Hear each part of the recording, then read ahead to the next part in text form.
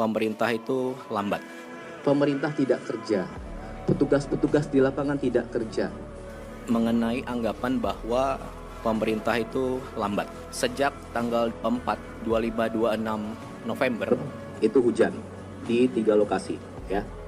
kemudian puncaknya itu di 25 dan 26. Pak Kepala BNPB langsung ke Sumatera Utara. Saat itu beliau posisinya di Lumajang. Kenapa? Karena erupsi Sumeru. Nah, yang di lapangan ini, seluruh petugas TNI, Polri, Basarnas, semuanya di detik pertama, hari pertama, Tanpa kamera. Kemudian Bapak Presiden hari itu juga kami langsung menghubungi Gubernur Sumatera Utara, Bupati Tapanuli Selatan, dan kepala daerah lainnya. Bapak Presiden menginstruksikan Bapak Menko PMK mengkoordinir segala kekuatan untuk sebesar-besarnya mobilisasi semua yang kita punya langsung ke sana.